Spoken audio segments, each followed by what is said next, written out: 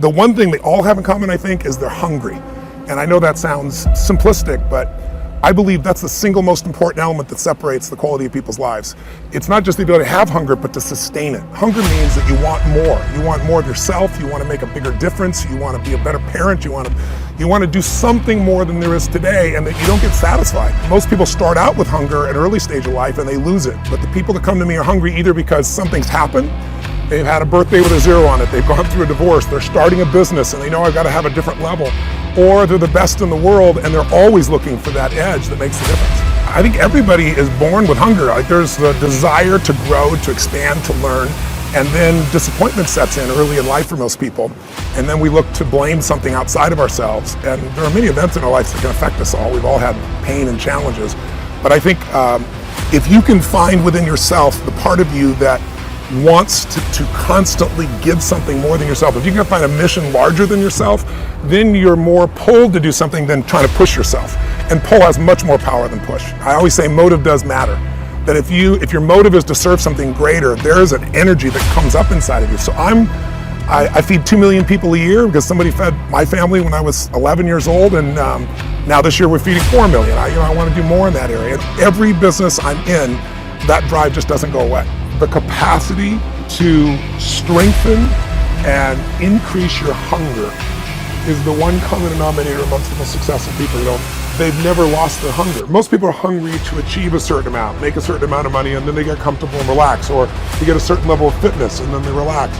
But Richard is as driven today as when he was 16 years old starting. I mean, he's like on fire, and he's 65 years old. Warren Buffett is 85 years old. He's as driven today as when, he began the journey, right? I believe intelligence.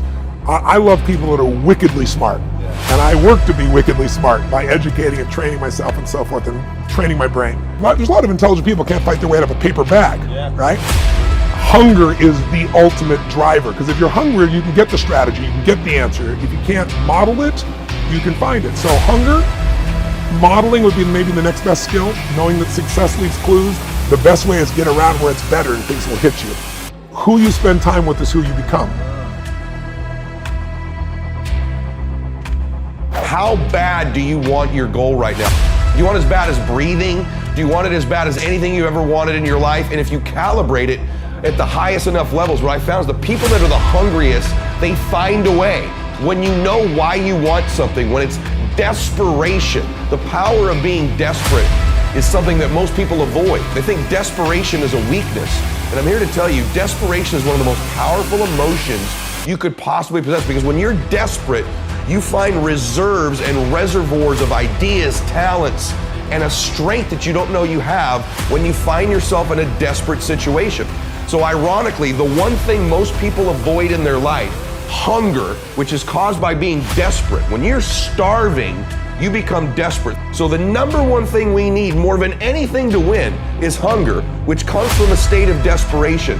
Yet we're constantly trying to comfort ourselves in the real world to avoid the state of being desperate. And I'm telling you that I think you need to embrace desperation again in your life. Like, do you want it so bad that you're desperate for it? See, in a fight, you show me two people. This is why it's so hard to repeat as a champion in the fighting game.